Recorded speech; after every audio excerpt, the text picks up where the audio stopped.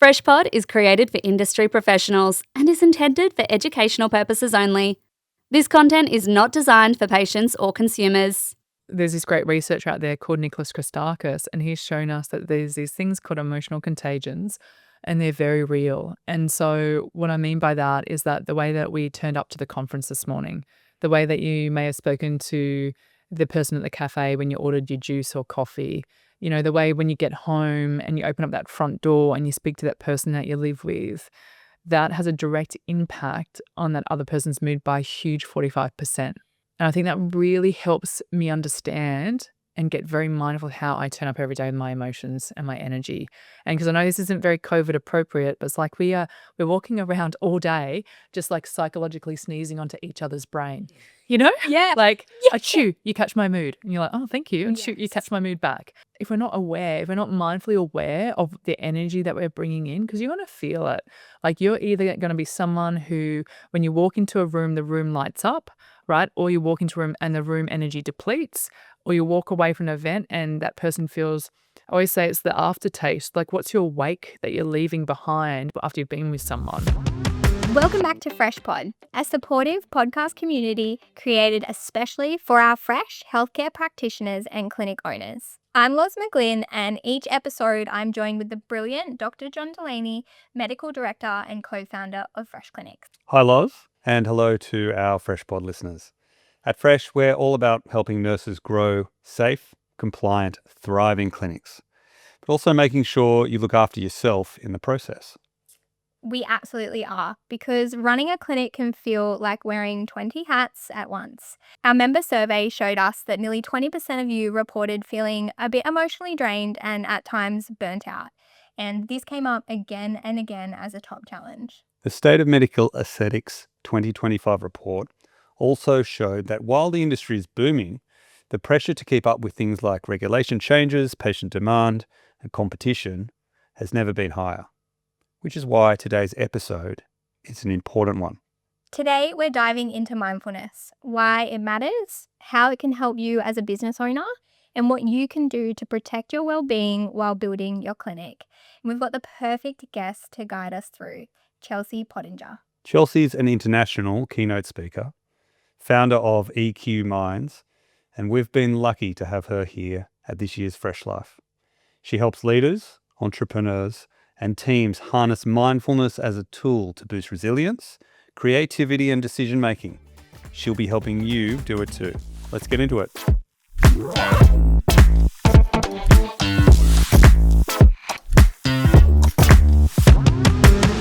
Chelsea, I have just had the privilege of listening to you speak at our Fresh Life conference, which was incredible. And now we're sitting here doing a bit of a follow-up chat for our Fresh members who weren't able to attend the conference. And everything was centered around mindfulness, which I love. So in your words, can you tell us a little bit around why mindfulness is such a powerful tool when you are a busy business owner or a nurse or, life in general?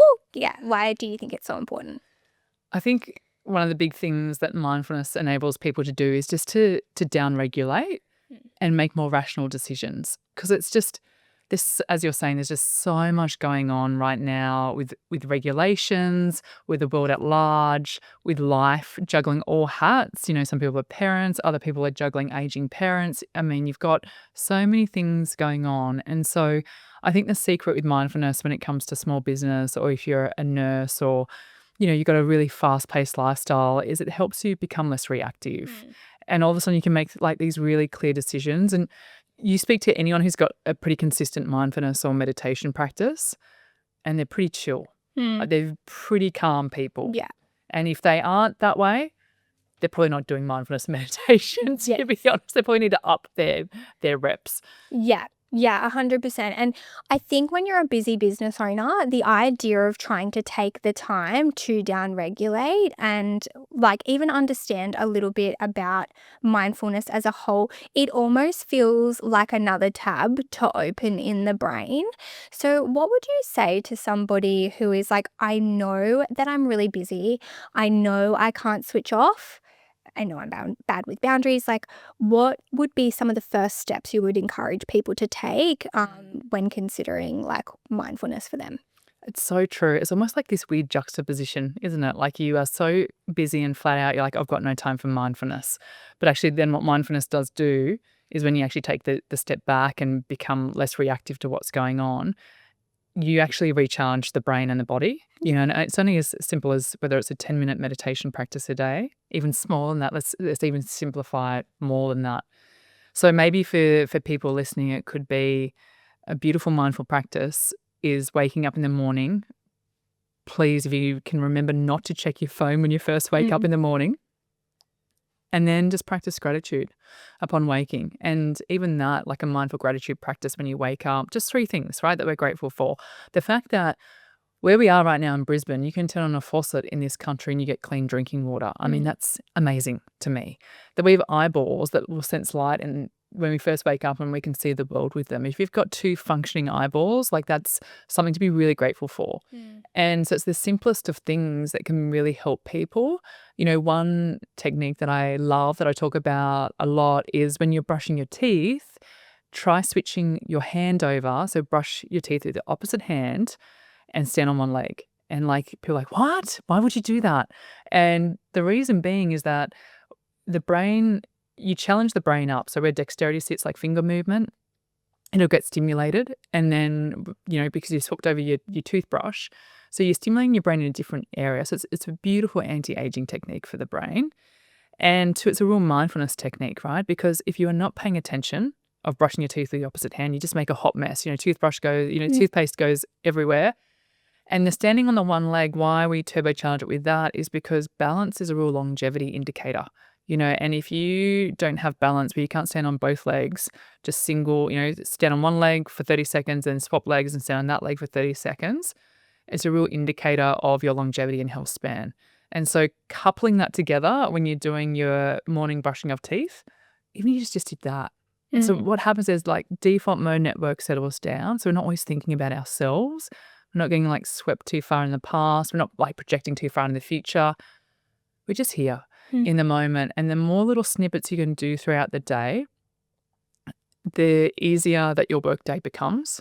You've got razor focus, you've got horsepower in your front part of your brain, and you've got more resilience to tackle things. In life kind of throws you a lemon or a curveball that day. Yeah, 100%.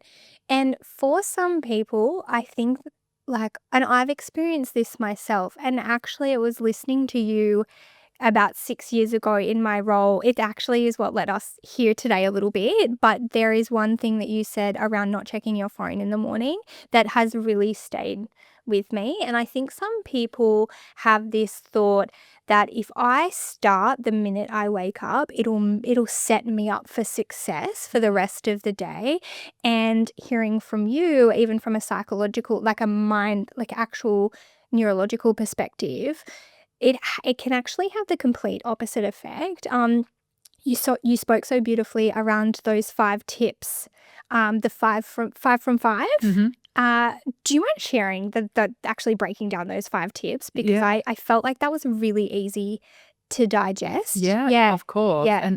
And again, like these are just simple practical things that we can do, right? That's in our power in the morning. So it's hard because the phone's designed for us to stay on them. There's so much dopamine that surges off them. We're all addicted. It's a part of, almost like an extension of our limb. Our phone is now part of our hand, and people can't even leave the house without their phones. So there's this real, true, strong addiction I feel like that we have out there. And don't get me wrong, I love tech. I love my phone, of course, but I definitely have circuit breaks. Like the brain's just not designed to be on technology 24/7. And when you wake up in the morning, the brain is very vulnerable. You've just woken out of a beautiful deep sleep, and so whatever you're consuming off your phone will have a dramatic impact on the brain. Like literally synaptic connections will change and start to wire up differently depending on what the information is that you're taking in off your phone. And so something really simple that we call the 5 for 5 challenge is 1, change your alarm clock sound. So when you wake up in the morning, if your alarm sound is like beep, beep, like that really intense alarm sound, just change it over, right? To nature sounds, to music. We spoke about in the conference, like you can put on an applause, like a clap up on your phone and like wake yourself up to a standing ovation. That's really fun, actually, if you're listening. Try that. 2, phone goes down, right? Bedside table, phone goes down. Right. Okay. So now we're empowered to know what the phone is doing to the brain. So we're just going to just ignore it for the first few minutes. And we're going to own our first few minutes and set the brain up how we see fit. So phones goes down. Tip 3 is inside your mind, think about 3 things that you are grateful for in this life. And as I mentioned in the keynote speech, is that this isn't about toxic positivity. And I'm very mindful of that. You know, we can't Pollyanna our whole way through life. Like life does serve us up sometimes some really intense stuff. And it is important that we feel all emotions on the spectrum of emotions. However, within those first few minutes of the morning, what this is about is that if you wake up, don't look at your phone, practice gratitude in the mind, the brain starts to release serotonin. And that's our happy chemical. Rather than getting cortisol and norepinephrine off our phone from looking at social media, the news, even the weather. And so that's tip 3. Tip 4 is opening up your curtains, getting sunlight onto the eyes, suppressing melatonin, and saying something that's positive in nature. Something like, today's going to be a good day, or today's going to be a beautiful day.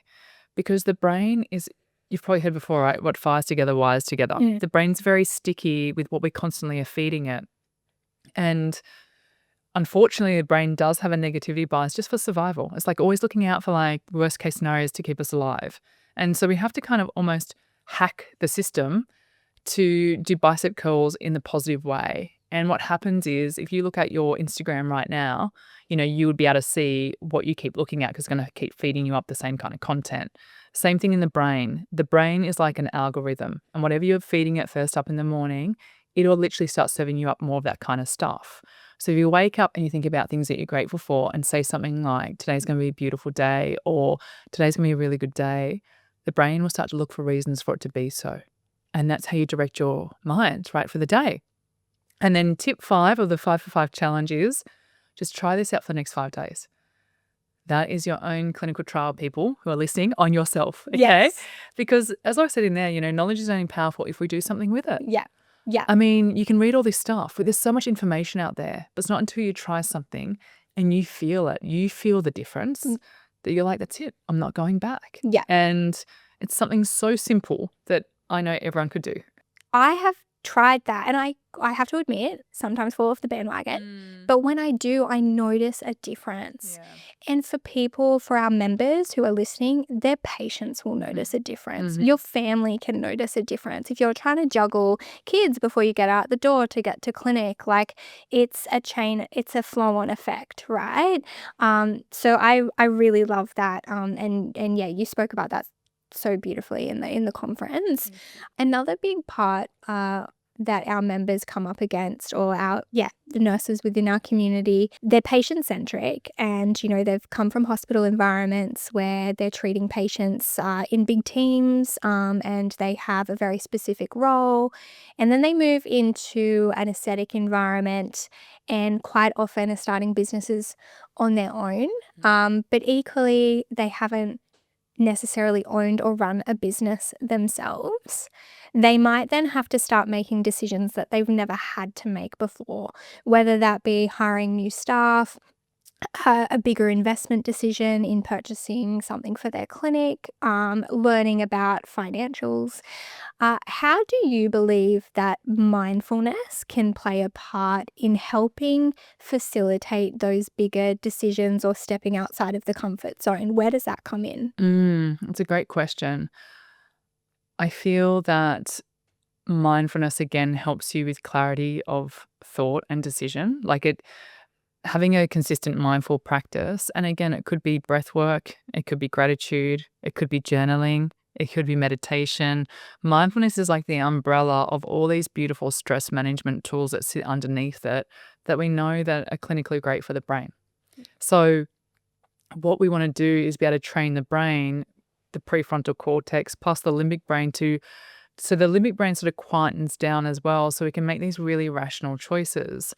And when you are starting up your business, or you are a nurse with a lot of things going on, and there's so many things vying for your attention. It's almost like there's a fire hose of information, things we have to do and things we have to learn and know. I mean, they're just trying to take little sips from this fire hose. And the fire hose doesn't stop, right? And then we got to wear all these hats and, be the best for the business and be a great parent and a great friend. And it's a lot. It's a lot to deal with. And so what I think mindfulness does really well is it helps us get clarity of thought. It helps us listen to the intuition. So logic for the brain is very, very important. What is your heart and your gut saying? I don't know if people are listening and you've ever gone against your heart and your gut. You're like, oh, I feel like there's some red flags here with this hire, but I'm so busy, I'm just going to do it anyway. And then 3 months later, you're like, damn it, I knew that this was not right. But because we're so busy all the time with 20 tabs open, we're kind of ignoring what our body's signaling to us as well. And so I think there's a few benefits there of the busy entrepreneur, the busy nurse, that it's going to give you great focus and clarity of thought. It's going to help you tap into intuition. And I'd say the third benefit is the creativity that comes from it, because it's not just when you are doing that mindful practice, it's actually the next 24 hours. It's kind of like going to the gym, right? When you go to the gym and you lift weights, you reap those benefits for the next 24 hours. When you do a mindfulness practice, whatever that is for you consistently, you reap those benefits for the next 24 hours. So you become more creative. And it's amazing what happens when you switch off from the world. And that's what mindfulness does. It gets you out of the busyness of the world. Something magical happens, and that is that you switch back on the inside. And you're going to feel that. And it doesn't, unfortunately, like the gym, we can't just turn up to the gym and crank 20 crunches and walk away with a six-pack. It doesn't work like that. Would be nice. It'd be so awesome. Same with mindfulness. You can't just sit for 3 minutes and do a mindfulness meditation practice and go, why aren't I calm? And, it's like building up reps in the brain. It's a consistency with everything of life. Consistency of habits. At Fresh Clinics, we are so proud of the community that we've built, because while you're busy caring for your patients, it's just as important to have support for you. Mindfulness reminds us that we can't pour from an empty cup, and that's why things like our Fresh Life conference, our WhatsApp groups, and community first culture are here to keep you connected, supported, and never alone. Explore it all at freshclinics.com. You touched on gut health as well. So how is that connected? How would you explain how the importance of, you spoke about creativity and then gut health, how is that connected to business performance, would you say? Gut is so interesting. I mean, it's so interesting that I actually wrote a whole chapter about this in my book. Now, people are listening, I'm not a nutritionist, I'm not a dietitian, I'm a psychology student with a mad passion to do anything I possibly can for my mental well-being. And I've been down a huge rabbit hole for about 8 years around gut health, and particularly the impacts for positive mental health. And so the gut is like the second brain, and serotonin, which is a happy chemical, right? It's what makes us joy. 90% of that is actually made inside the gut microbiome. And people don't realize that, what we're actually eating. So we talked about what we're seeing, right, of our phone. So what we're feeding our mind. Now let's talk about what we're eating is going to have a direct impact on how we're feeling.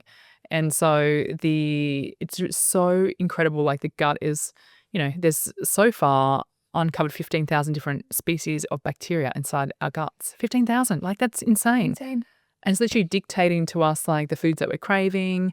It's going to help us choose our life partner, due to pheromones. That's from our odor profile. We're literally going around smelling each other all day long, thinking, do I like this person? Which is kind of gross, but that's what happens. So that's your pheromone profile. And then from a creativity level, in terms of with the gut microbiome, I think when your gut is healthy, your mind is healthy, and it unlocks your creativity and your innovation. And so don't discard the body and the mind as two separate entities. We have one whole ecosystem.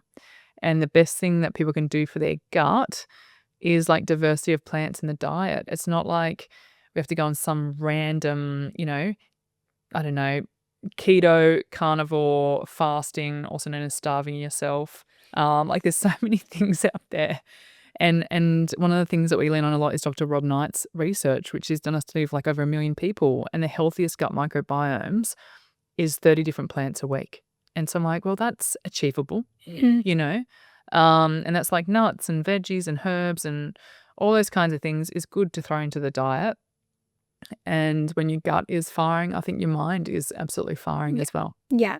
And particularly like in our industry as well, and within our community, we have started to see this shift. Like aesthetics, often patients are coming to see you because they want to feel and look like the best versions of themselves. And it's like a little bit of a vulnerable space for them, right? Like they're sitting down going, this is how I feel. There's like an emotional motivator often for patients that are sitting in the chair, whether it be tied to a life event, whether it be tied to just an overall feeling. The other thing that you talk about is resilience and grit. And how resilience is an important part of a high performer or a mindful high performer, which was the topic that you spoke about this morning. What would be some of the things you would say to our members or anyone listening around what part resilience plays in how you show up in business and in life? Well, resilience or grit or that sort of interchangeable word is around your ability to move forward when you go through hardship. That's really it. Like how do we get over that adversity, and then how do we take the next few steps to move forward? And so one of the big things that I feel that separates post-traumatic stress disorder to post-traumatic growth is a learning in the experience that you go through. Instead of like, why is this happening to me? You flip the question around, well, why is this happening for me? What's the lesson here that I can grow from this to help someone else not go through what I've just been through? Or is it going to help me now connect with my patients on a deeper level because I too have also gone through something that they are experiencing? Not to discredit the adversity. It's really tough when you're in it, and depending on where that is in the scale of adversity, it's really important if you go through trauma or anything like that or grief, super important that you get the right help around you, the right psychologist or cognitive behavior therapist and team to help you go through that. But I really do feel like with business, being able to flex and being able to like, for want of a better word, pivot and being able to be adaptable to things that are going on in the market and just going, well, what can I learn from this and how can I improve? And so a few little things that I do every year that helps me build up my self-efficacy or self-confidence with building up resilience. So one is every year I enroll into something that I'm crap at. So I do a new hobby, right? So 5 years ago, I started to learn how to surf. I was so bad and had no idea, so I got a coach. And I surfed so often and I loved it. But what it teaches you is that you're super crap, but with the right work and discipline, you grow and then you get better. And so then horse riding, I took that up a fair few years ago now with our daughter Clara. Again, something I had no idea about. I had no idea. Had to like start from the ground up. Like how do you even measure, the stirrup for the horse? Like how do you hold the reins? Like no idea. So beginner mindset. Yeah. So this year I'm doing improv at a pub for 7 minutes stand up in front of a bunch of drunks. Like terrifying. However, I'm going to learn so much about myself. And so what this is all teaching me and teaching the listeners is that when you do these things, it reminds you that you can do hard things. Yeah. Right. And life is going to throw us stuff. And you got to be able to have these memories and stories to lean on going, oh my gosh, remember when that happened? Oh, this isn't as bad as that. Right. So that's number one. Number two, what we spoke about at the conference is the power of yet, which is Carol Dweck's work, and it's brilliant.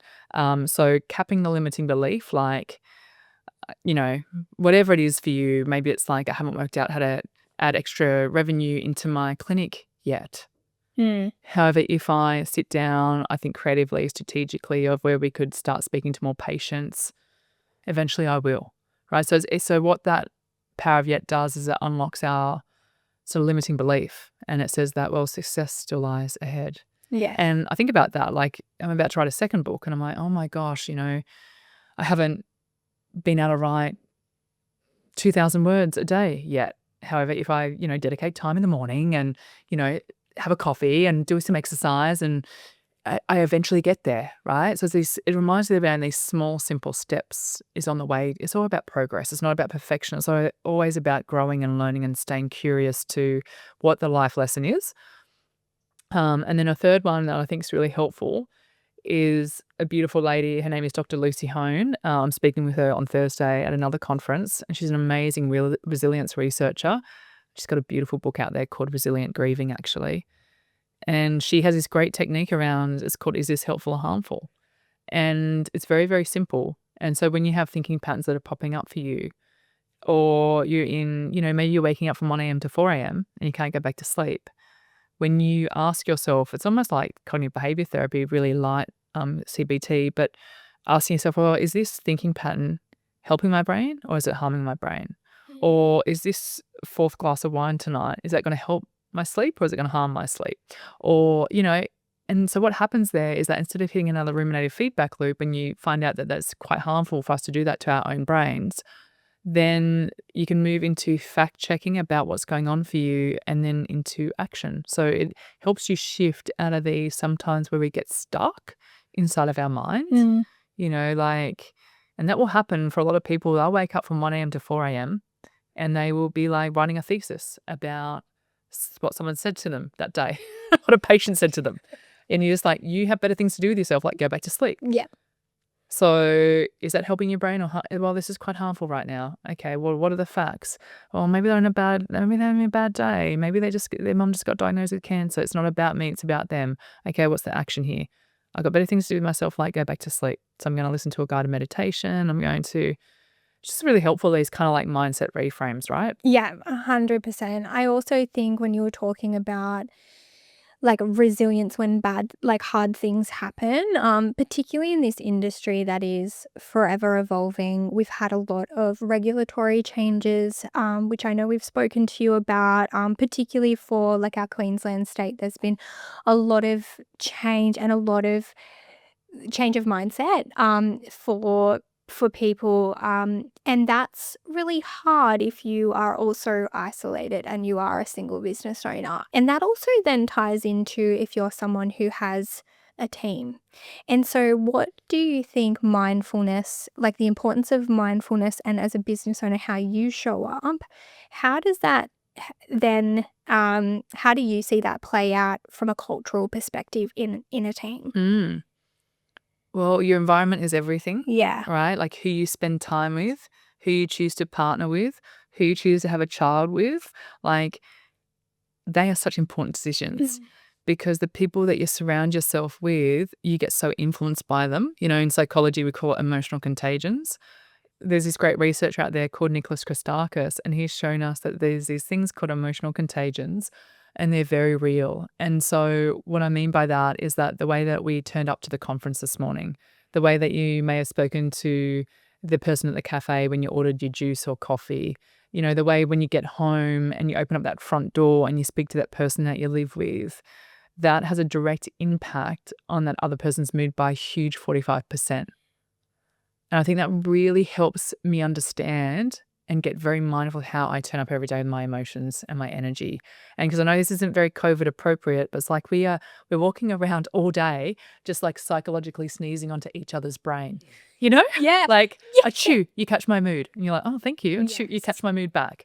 And if we're not mindfully aware of the energy that we're bringing in, because you're going to feel it. Like you're either going to be someone who, when you walk into a room, the room lights up, right? Or you walk into a room and the room energy depletes, or you walk away from an event and that person feels, I always say it's the aftertaste. Like what's your wake that you're leaving behind after you've been with someone? Is that person feeling more uplifted and joyful, or are they feeling flat? And so we've got to take accountability and ownership of how it's okay to have a bad day. But if you're having a bad day for 2 weeks straight and you keep bitching at the same people, take ownership over that. Go get some help and get yourself through whatever you're going through, because you're literally rippling that energy out throughout your team, through your household, Mm. You know, you will feel it. Like even when I was at J&J, Johnson & Johnson days, and I used to be in a lot of operating theatres, and a baby would get born and the energy would change within that theatre room. There'd be like this bright light, right? These beautiful. And then another time I was in a cardiothoracic theatre and the patient died and a cool breeze came through and the energy shifts. And we've got to be really aware of the energy that we're bringing to people, and also protect our own energy. So if you are inclined as an empath, you're a natural empath, but you feel people's energy, it's really important you have some tools around. Like I'm an empath, my daughter's an empath.